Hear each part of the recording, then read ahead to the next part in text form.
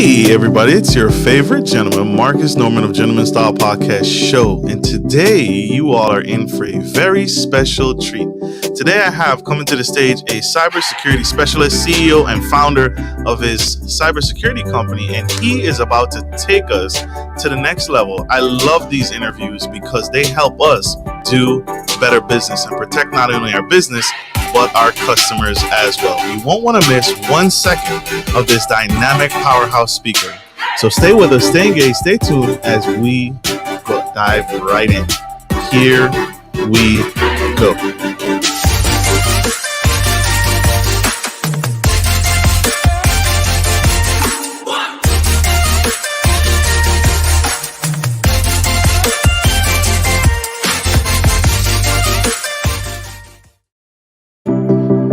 Welcome back to the Gentleman Style Podcast Show. If you are tuning in, I have the incredible Mr. Bryan Hornung coming to the stage. Mr. Bryan is the CEO of a top cybersecurity firm. He's often asked by many businesses, why can't U.S. law enforcement arrest those ransomware hackers? And he and his company and his team address this common issue, more common than we are even aware of, that ransomware is the precipice of how hackers are able to violate and engage our networks and steal our information and steal important documents and classified information. As an expert in hacking and ransomware attacks, he's also the author of 2 best-selling books, Under Attack and Adapt and Overcome. And he'd love to share his experience, his knowledge, and what his company does to help us do better business. Mr. Bryan is here today on the Gentleman Style Podcast Show, and he can touch on and answer your questions on the most touched on topics. Please help me welcome to the stage the incredible, the amazing Mr. Bryan Hornung.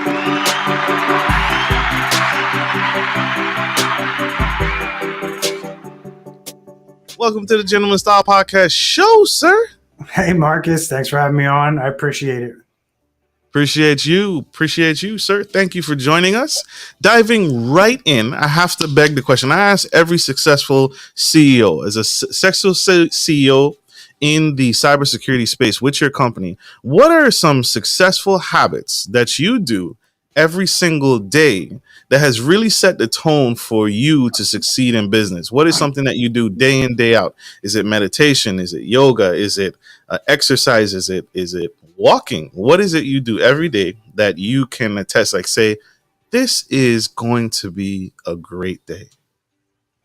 Yeah, it's something that definitely, it was a journey for me. It didn't happen overnight to get to that point where you're that dialed in on your productivity and your focus that you start to understand the little decisions that you make towards the different behaviors that you have throughout the day are all compound to what you're able to achieve and what you're able to build and how you're able to perform on a daily basis. So one of the things that I found that I incorporate into my day every single day is gratitude. Just sets me off to have that positive mindset throughout the day, because as every business owner knows, the eyes are on you 24/7, whether it's your family, your employees, your friends. And I like to remain in a positive mindset and not, feed into negativity or exude negativity, right? When situations happen, the younger Bryan may have gone to that negative space or reacted in a certain way. And I call it responding versus reacting these days, right? I like to respond to situations, not react to them, get the emotion out of it. So gratitude is a big piece of how I maintain that positive mindset and make sure that, whatever comes my way throughout the day, I'm still able to manage my team, work with my partners, and just keep that drive going to those goals that we've set out for us. Personally, working out is a big piece of what I do every day. It's that self-time, and sometimes it's not always working out. Sometimes it may be just, getting in the hot tub for 20 minutes and relaxing the muscles and just, listening to my body and understanding what I need right now. But really taking that time out for that self-care I use workouts and those types of things to focus and meditate and really get my mind in a place where I'm not thinking about very much else than maybe one or two major things that I'm trying to work through, or maybe not at all. Maybe I'm just focused on, the exercise itself. And that's my way of kind of disconnecting and unplugging from the world. Plus, I play a lot of ice hockey. And So you fight. What's that? No, You fight. no, I actually don't fight. I actually, back in the day, maybe. But we, one thing I can tell you about ice hockey is the minute I step on the ice, literally every other thought goes out of my mind. And it's been that way ever since I was 10 years old. It's amazing the minute you put that skate to the ice and you're out there and the rest of the world just melts away and you focus on, what you're there to do on the ice. And then, you realize the minute you step off the ice, the rest of the world comes back into your mind, and I got to do this and I got to do that. And, ice hockey is really that thing. And it always has been for me that has been like meditation, where I can just focus on and be present in that moment. And really, that's the big key, right? Is just getting back to being present in the moment at all times. And that's really, I think, the biggest challenge a lot of CEOs have to deal with. And putting all these little things in place helps me to get to that moment where I just need to be present at that time. Makes sense. So you have an incredible mind, sir. You've accomplished so much in your time. Who is it that inspired you to get in, or what inspired you to get into cybersecurity and this ransomware profession? So I got into tech, and I'll give all credit to my father, because if he wasn't kind of like a technophile himself as much as you could be back in the early 90s, but he liked to build his own computers, and he liked to do that enough where he would constantly buy parts and be building a new computer, and he would give me the old one. And that's kind of where it started. The passion started when he gave me that first computer that I tore apart and put back together, and I really started to learn how these things work. Then, I started Xact IT Solutions in 2004. And then our maturity, the way that what we've built here and the way that the market has kind of moved us from like a traditional, tech company, IT company that just provides like technical services, like repairing computers and things like that. And we've evolved our company to that cybersecurity company that we are today. So, it all starts with my parents and my dad, who, not only gave me the computers and the tools to play with and learn with at a very young age, but he also gave me a great work ethic. And, I carry that through into, this business or this entrepreneurial ship that I'm a part of. It doesn't go without hard work and grit, which he modeled us every day, being a steam fitter and, blue collar guy.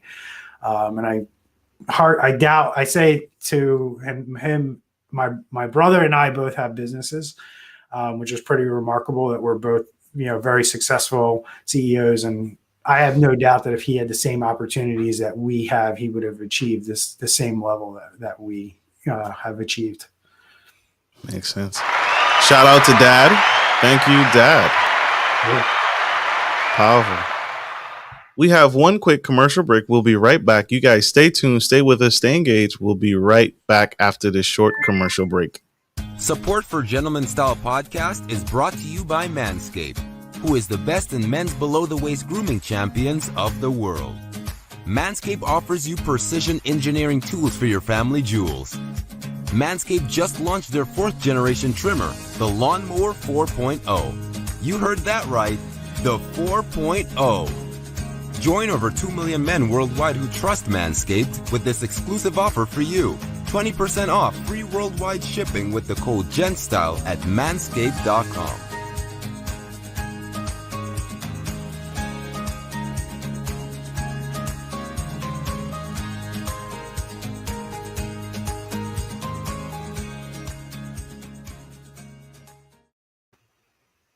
We are back, and we have the incredible Mr. Bryan Hornung, CEO of an incredible company that is helping us do better business. He just explained that his father was a tech expert as well, and got him into the industry, and also what sets the tone for the rest of his day. What things that he does: ice hockey, getting in the zone, getting a mindset, getting his mindset right, exercising, and also having a positive mental attitude throughout the day. Powerful, powerful, powerful. Sir, I have to ask, why should people be paying attention to ransomware? Why should people be focusing that in incorporating a ransomware system or protection and hiring your company? Well, first off, let's talk about your company, Xact IT. What is it you specifically do? Let's touch on that first. Yeah, so we help companies, forward-thinking companies that have either compliance needs or just want to be protected from cyber criminals. They want to do the right thing by protecting the client data that they're entrusted with, and that's a big key that a lot of business owners really miss on. But we help those companies with cybersecurity, compliance, and managed IT, which is what most people probably identify companies like mine as, like that help desk that you call when you have a problem, right? But here at Xact IT, we do a great job with that, but we take it a step further and we incorporate that cybersecurity piece into your IT management. And that's a big piece that a lot of IT companies aren't doing yet, or they're just not willing to do. But we lead with that security focus here at Xact IT, and we want to make sure that our clients are protected, and they're doing everything that they can to protect their businesses, that their employees are on board with protecting that business as well. And really making cybersecurity a personal responsibility is really a goal of mine. I love that. I love that. Why is this something that you teach and something that your company helps businesses do is password managers? Yeah. How is this simple tool can prevent less attacks, and why is it the number one mistake most people make that leads to a hack? Yeah, so the way that I like to educate people on cybersecurity and cyber criminals and hacking isn't really technical. It's technical to a point, but I always tell people that hacking is about 70 to 80% psychology, and then the other 20-30% is technical. From my standpoint, a lot of these hacks that we see in the news that they call sophisticated aren't really sophisticated. They were just that somebody left a door open and somebody was able to use that psychology piece to figure it out and then combine it with the technical piece and actually make the event happen or the attack happen. So that's where I need people to focus in on, is that a lot of the things that you're being caught doing to lead to a cyber attack are related more to psychology and how you handle things. So we look at cybersecurity, and if we're going to look at a company and how we're going to protect them, we look at the threat landscape first and say, okay, what are the ways that hackers are more than likely going to use to hit this company or attack this company? And we know the ways that they like to use. It's documented. We have enough data behind there to say, okay, they like to use this attack vector, that attack vector. And one of the things they love to do is they love to take advantage of the fact that people remember their passwords and use the same password across multiple sites. So if you use a password to log into Facebook, Instagram, and LinkedIn, and you use a similar or the same password to log into your bank account, you have a major problem on your hands, because one day one of those sites is going to get hacked, like LinkedIn has been hacked in the past. And that password is now going to be on the dark web and shared amongst all the hackers out there. And then what they will do is when they target you, or they realize they just got access to your computer because you clicked on a phishing email, they're going to then start trying to use passwords that are out on the dark web to get into your system, to get into your accounts. And that's why using a password manager really eliminates this vector that hackers can use, because now you create a separate, unique password for every single site. And you're not using that password across multiple sites. You're using it on LinkedIn and only on LinkedIn. So if they try to hop over to Facebook or Instagram to take over your social media, or they try to log into your Wells Fargo account, they're not getting in there because you don't use that password anywhere else but on LinkedIn. And that is key for pretty much every human being out there to start using these password managers, because hackers just absolutely love taking your password, putting it through a little tool called a password cracker. And what it does is it just takes your password and it variates it a little bit, uses a different number at the end, uses an exclamation point, and it'll put hundreds of thousands of variations through this tool in a matter of about an hour. And they're sitting there banging on the door of all your accounts trying to get in with passwords. And the other thing too is like when you see these things you see on Facebook, sometimes you'll see in your feed, you'll get these like memes that'll say, what street did you grow up on? Right. And you type in, I grew up on this street. Now, a hacker could have posted that or could be monitoring it. And what are the chances that you use that as like a challenge question when you set up Windows, or when you some of these sites have these challenge questions that you use in case you forget your password, right? You don't want to be responding to these things on social media. And quite frankly, we recommend, if a site does use that technology to kind of help you get your password back, make something up that isn't true, that I can't go to like a credit report and go find out where your old addresses are.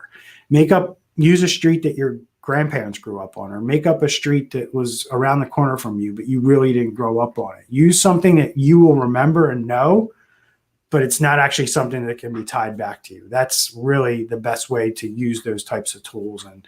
And that way, if you do make the mistake of responding to one of those memes on Facebook, a hacker can't use it to move forward. So I love that. We have a question from our audience. First off, I want to address something. Miss Patience Dean is a VIP sponsor of the show, and she just donated. You have the ability, anyone that's tuning in for the first time, you have the ability to sponsor the show. Those funds are used to find great, valuable guests like this. So if you want to continue to be a VIP sponsor, or you want to support the show so I can continue to provide quality guests like this, check out the super sticker feature and donate feature below. Miss Erica Holmes, our second VIP sponsor, she's a top tier sponsor of the show. She asks, how do you help the company or any company from internal attacks? Great question. So internal attacks, I assume that she's not talking about employee type attacks. She's saying basically how do you prevent a hacker once they're inside your network? How do you prevent that? Is that kind of where we're at, or are we talking about employees attacking? Let's address both if we can. All right, so we'll tackle the first one with employees attacking. That's something we do see, right? It's not always cyber criminals that these attacks are born from. Sometimes your employees, maybe a disgruntled one, causes a problem. And really, both answers are going to go back to the same answer. And then if you have, say a hacker does get a foothold within your network, right? And he's in there, or maybe he cracks your Wi-Fi password and gets into your Wi-Fi network that way. And now he has access to your network.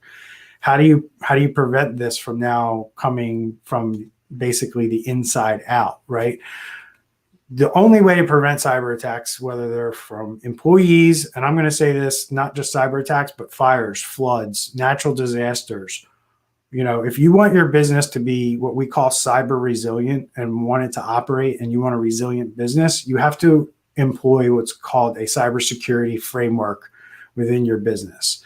And what a cybersecurity framework does, it allows you to identify all the things that are out there in your network that need to be protected, right? And then you put in a plan to protect that information. So now that you've identified it, now how are we going to protect it? What are the tools or what are the talent that we need to put in place in order to make sure that we are protecting that? And then the next move is okay, we have it protected.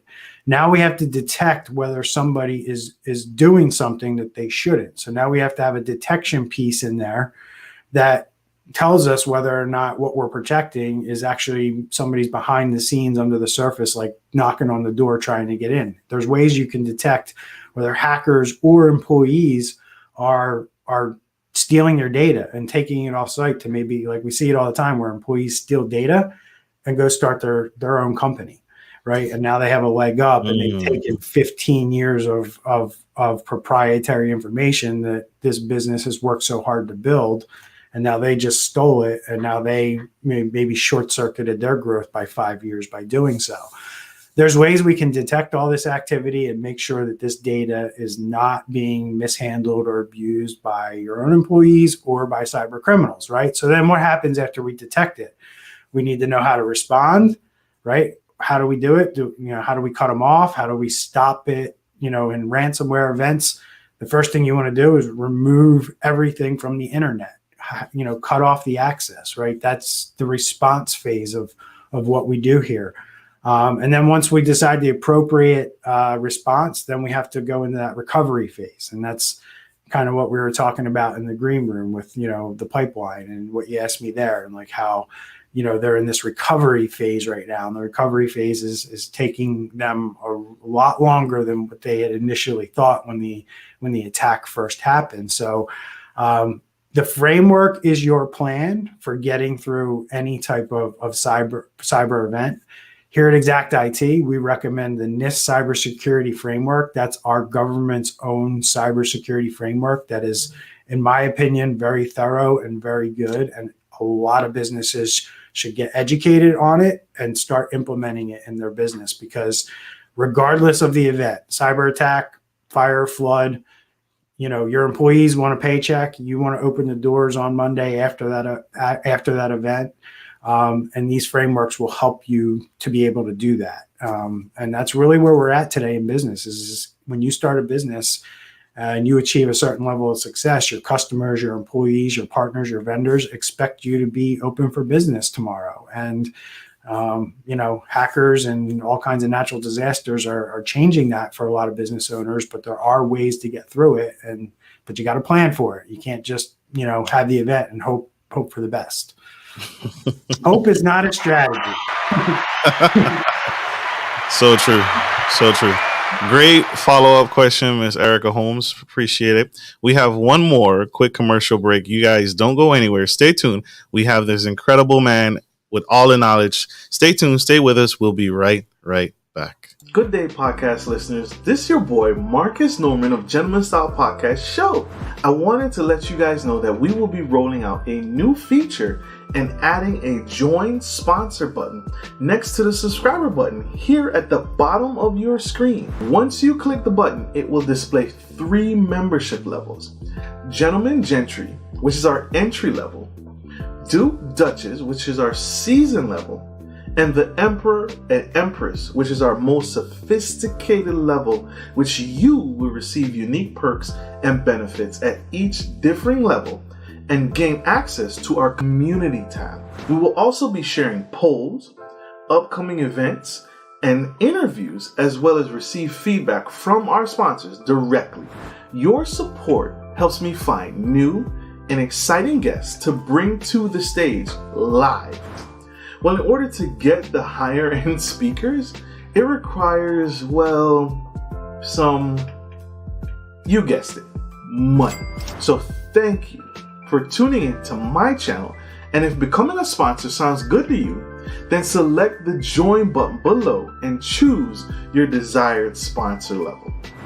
Let's continue to grow and serve the future of generations of men and women to come. Love you guys. Bye.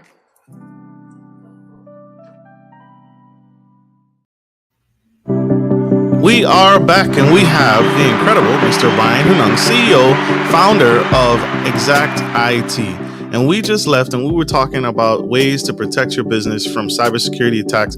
And one of them is having good quality ransomware and not having the same password that you did all over the network. The same password that you have for Bank of America should not be the same passwords that you have for your LinkedIn account, your Facebook accounts, and all over. So a proper password manager needs to be in place, needs to be installed, and needs to be in. And also, he also explained the framework and what he recommends for businesses to incorporate, which he teaches at Xact IT and his team teaches and incorporates into your business, the proper framework to help not only prevent external attacks, but internal attacks as well.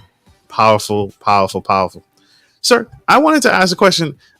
We touched on this earlier. We touched on this a little off scene, but what is something that you recommend for? We just had the big finale. We just had that big gas company that was attacked, and they paid the ransom, but it caused a major shortage in fuel and gas. What happened there? Can you break down what happened there and what mistakes were made and how we can prevent our business from being succumbed to that same experience and that same occurrence? Sure. So now that we have more, 3-4 months of information here, we do know that they were not following a framework, right? So what they failed to do is they failed to identify what they termed a legacy VPN device that was on their network. Now, if you know what a VPN device is, that basically, and a lot of people are familiar with it because of remote work and COVID, and a lot of people had to connect to work using this VPN type technology. But they had this set up prior. They've had it set up for years. It was just out there and running. And nobody was really paying attention to it. Nobody was managing it the way that it should have been managed. And hackers were able to use credentials that were on the dark web from an ex-employee at Colonial Pipeline. And they were able to use those credentials to then connect into the VPN, which then in effect gave them access to the network, which allowed them to deploy the ransomware. So they failed to identify the hardware that they had out on the network that was actively in place and able to be used. And they failed to identify user accounts and passwords on the dark web for employees. So like one of the things we do here at Xact IT is we monitor the dark web for our employees. So when their email addresses show up in hacker forums, we will give that information to the client and say, hey, we just found your email address and this password on the dark web. You need to stop using this password wherever you use it. And hopefully they're using a password manager and they're not reusing passwords like we mentioned earlier. But that's where Colonial went wrong. They failed in the identify step, which is the first step in the NIST cybersecurity framework. They failed to identify everything, all the assets that they needed to protect. Whew. Wow. Wow. So what is another thing this common, I remember going through it in training, phishing, email phishing. That's still the number one way hackers attack us. How do we stop the phishing scandals, and how can we stop? Is that through education or something else that your company teaches to? How do we stop them dead in their tracks with the phishing scams? You're not going to stop them dead in their tracks. Phishing is something you're always going to have to deal with.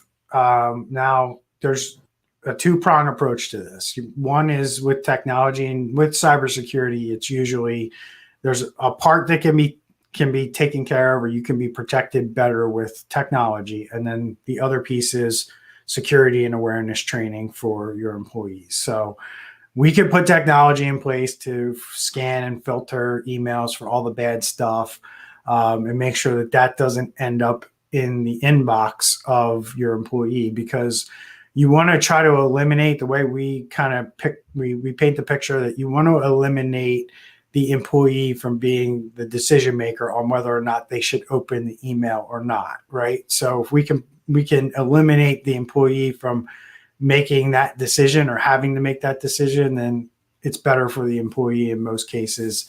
And that we have technology that we can do that. So what happens when one slips through, right? These guys are changing their tactics all the time. They may, open up a Gmail account just to target you specifically. And a lot of times, like, a Gmail account's not going to get flagged right away. And if they craft the email properly, it's going to get through all the filters that we have in place to look for typical earmarkings of what spammers are doing, today. So if one does get through, the only thing you can do as a company is provide your employees with security and awareness training. And we've looked at various ways of doing this over the years. And we here at Xact IT have seen enough evidence and data to say that we only recommend a security and awareness training program that is delivered every week to all the employees. And we have a platform that we give to all our customers where they get 5-minute videos delivered to their inbox every single week. With those videos, there's a quiz. What that quiz does is it allows us to see who's actually absorbing the material, but it also allows us to show that there's an awareness program in place and the company's employees are actually participating in it. It's not just, hey, we're sending them emails and we aren't tracking whether or not they're actually doing it or not. We just know we're sending them the emails. So sure. But that looks like phishing, right? If you send the employees an email, if an employee is well trained, he may say, "Oh no, this is phishing. They want me to click this link or take this test." They obviously look the same every time, right? So, but the interesting thing is that you did say that. I'll tell you something here in a second. But the short video, what a lot of companies, this is the way you don't want to do it, right? A lot of companies make the mistake of training their employees around cybersecurity, because they'll have like a guy like me come in and we'll do like a once a year workshop. Everybody signs in, and listens to me speak for, 6 or, 7 hours about cybersecurity. And you're supposed to be sitting there taking notes. And then you leave that auditorium or you leave that room and you basically don't ever think about cybersecurity ever again until you're back in the room a year later. Or maybe you do it twice a year, or maybe you do it quarterly. None of that is effective. It just doesn't build a culture of cybersecurity. These little short training videos provide enough short tidbits of information that it gets people thinking. It'll get your employees talking about cybersecurity around the water cooler. Like, hey, did you see that email that came in? That was definitely a phish. Like, when we start deploying this type of stuff in companies that we work with, that's the feedback that we get back. Like, hey, this stuff's really having an impact. This person brought this up in a meeting, or, this person was talking about this. And had we not had these training videos coming in every week, this would have never been a conversation. So the goal is to get your employees on board with your cybersecurity principles and your platform, and building a culture of cybersecurity in your company, so everybody understands that everybody has a role in protecting the customer data is really what we're protecting.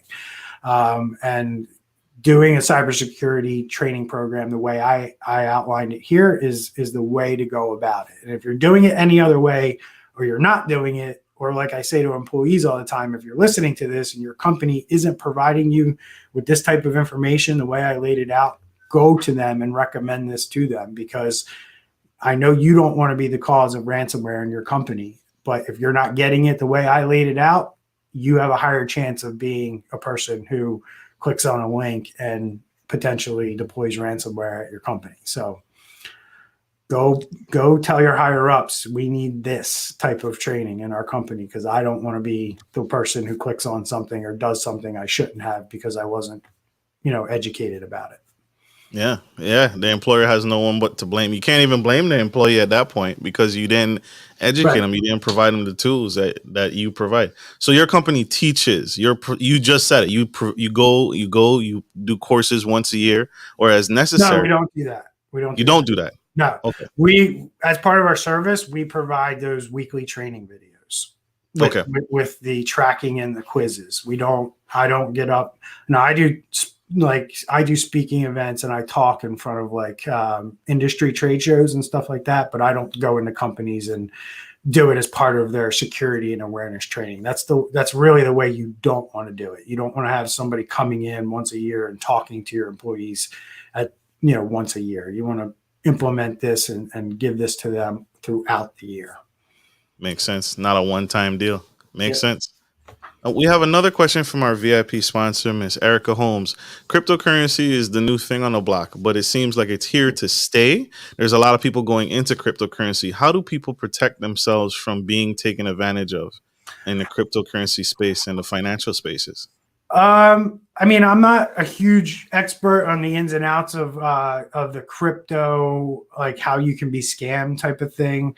One thing I can just tell you is just understand that cryptocurrency in itself is very speculative. We don't know where this is going to go. So if you're talking about it from an investment standpoint, just understand that you're really gambling at this point.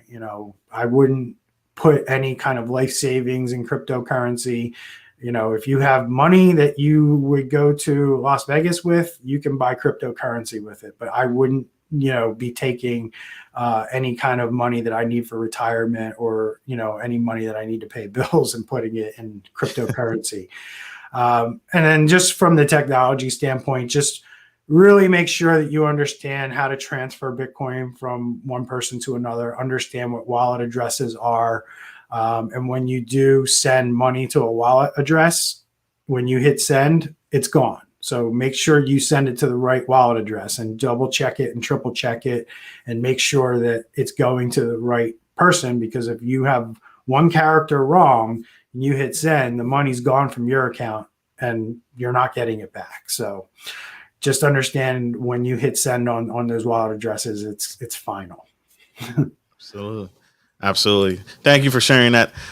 Doorbells, electronic doorbells, smart locks, cameras, all installed in their homes. That's the new move. Home devices, LED lights, all popular. But cyber terrorists and scammers are using those as well. What do people need to protect from their smart home and from themselves? Sure.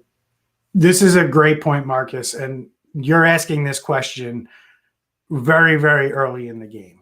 I wouldn't be surprised if we look back at this podcast in 3 years and go, wow, what we thought was a problem then is really a problem now. We are on the beginning of this problem that is going to be a huge market for cyber criminals, once they really figure out how to start exploiting these devices and exploiting devices in the home. And my biggest fear is just like we're seeing businesses ransomed and held hostage, is that people's homes will be held hostage. They'll take control of the lights, they'll take control of the locks, to the point where you're either going to go through and uninstall this stuff. Now, I know in my house, it started with the smart bulb that I could just walk over and unscrew, but now I got smart switches, I got smart LED lights that are actually hardwired into, my system. So it's not so easy to remove at this point. So all of these things are becoming more ingrained in our home, and they're being built into these devices rather than being an add-on to something that there's going to be doors manufactured with smart locks already built in, so you're not going to have to go buy one at Home Depot. Your fridges are already smarter. Your washing machines are smarter. Your microwaves are smarter, and they're connecting to your Wi-Fi. So just in the same sense that we go in and we look for and discover vulnerabilities in businesses today, you're going to have to do this in the home. And we're already seeing technology built with Netgear Nighthawk. Their router that that's a consumer grade router that you put in the home. That is already having vulnerability scanning built into it. So it literally sends your app an alert that says, hey, we found the device that has a vulnerability. And what that usually means, folks, when your device has a vulnerability, it means that one of two things. The manufacturer has an update out there that you need to go update that device, or the manufacturer decided, you know what, we're no longer going to support this device and we're not providing any more updates for it. And where this is a big problem, in my opinion, is flat screen TV manufacturers. They put out these smart TVs and they only support them for about 12 to 18 months, and then they stop updating them. There's no more updates put out for them. And I've bought 3 TVs in the last 5 years where they don't update them anymore. And as a security person, that's a huge problem for me. So I don't even connect these TVs to my network anymore because they don't get updated. And when they stop getting updates, they stop getting patched for security issues. And just the way that the TV business is, if you see how they basically come out with a new model every 6 months or a year, that's why. They don't want to have to keep putting out updates for TVs that, they're 3 or 4 generations past. So they stop, and then they only focus on the last 2 series of TVs that they put out. So I would say out of all the devices you're putting in your home, your TV is probably the biggest thing that is being attacked and will be attacked in the future, because they're just not updating them, nearly as much as they should be, in my opinion. Like in this world that I live in with technology devices, like we buy a firewall or a switch, that could be supported for 10 plus years. And we're just not seeing that with the home devices. And I'm like, sometimes you're buying these LED bulbs on Amazon and the company doesn't even exist in 6 months, right? You see, don't ever buy an LED bulb because it's the cheapest one on Amazon. Buy it from a reputable company that has, that will be in business in the future. You recognize the name and GE, LG, like these are the companies you want to be buying your stuff from, not some random name off Amazon because it's the deal of the day and you can get 12 light bulbs for $20. $20, yeah. You can't buy that way because more than likely there's a reason. And you also I don't want to get controversial here, but consider the country where your devices were made before you decide to install them in your home. You could have products made in China that have back doors built into them. We see this kind of stuff all the time where, and a back door is they plant something in there so somebody can get access to your network whenever they want. And you have to understand that devices coming out of China are manufactured with back doors in them per the Chinese government. I think I saw that somewhere where some company had bought a bunch of cameras because they were really cheap. Just like you said, they were really cheap. They got them for a deal. And then when they got the cameras, they removed the chip out of the cameras. They had to take down all the cameras and remove the chips from them because, just like you said, they come from outside the United States and we use them and they install them and they realize that this is made somewhere else. So we don't necessarily, this wasn't made in the United States. Now I just want to throw out my smart TV because I have one. And now I just want to throw it out. I've had it for years, but now I just want to get rid of it. So thanks, sir. Yeah. I guarantee VPN? if you go home and you go into like the settings and find out where the update is and you hit update on that TV, it'll just say there are no updates available. Right. So if you've never updated your TV, it should have updates. But that's the reality. You might get an update from that was put out like 2 years ago. Usually it tells you, the update date when you actually update the firmware. But that's really what we're talking about here is updating the firmware. The firmware is basically the operating system that runs on all these devices to make them work. And you want to make sure you're updating your firmware. And every app that I'm familiar with, like when you have a bulb or a switch put in, you usually have to download an app. Go into those apps, somewhere in the settings, you're going to see updates and it'll tell you whether or not you have an update available for those devices. And if there's an auto update option, I highly recommend you just turn that on. Absolutely. This has been a very, very powerful episode. Sir, you have encouraged me. You've motivated me.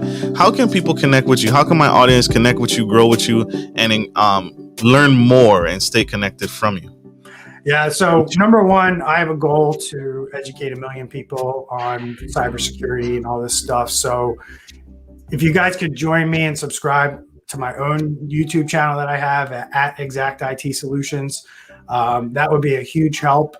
Really, I put a lot of content out over there, and that's how one of my main vehicles for getting 1 million people educated. If you want to work with my company, Xact IT Solutions, you can head over to our website, which is at www.xitx.com. We have a lot of information about all the different services we use there, but the easiest way to get a hold of us is just to go to the top right and hit contact us. And if you want to work with us, you fill out that form and somebody will reach out and talk to you about your situation. Other than that, I'm over on LinkedIn. I'm very active on social media. I'm an open networker on LinkedIn, on Facebook, on Instagram, and on Twitter. So if you're on any of those platforms, just search for me and you'll find me there. So powerful. Thank you, sir. I'm gonna leave these up right here on the screen. YouTube channel. That's Xact IT Xacti IT Solutions. That's his YouTube channel. Thank you, sir. I appreciate you very much for tuning in, and thank you for your mission on wanting to serve and give back and educate 1 million people. You will get there. We need you. We need what you're doing and what you're putting out. And so you are necessary. Don't ever give up. Don't ever quit. I appreciate it, Marcus. This is an awesome show that you've put together here. I love the format. I love what you're doing. And I love your audience is very active over here in the comments section. It's unbelievable. So congratulations to you, and thank you for having me. Absolutely. Absolutely. Anytime. And thank you all for tuning in to the Gentleman Style Podcast Show. I hope this message has served you, and I hope it helps take your business to the next level. And if you are struggling to get to the next level and are concerned about cybersecurity threats, contact Mr. Bryan and his team. We love you guys. I appreciate it. Hope you have a great day. Have a wonderful day. And like I always end every show, take care of your family, take care of your friends, and take care of business. This is Marcus Norman of Gentleman Style Podcast Show, signing off. Love you guys. Bye.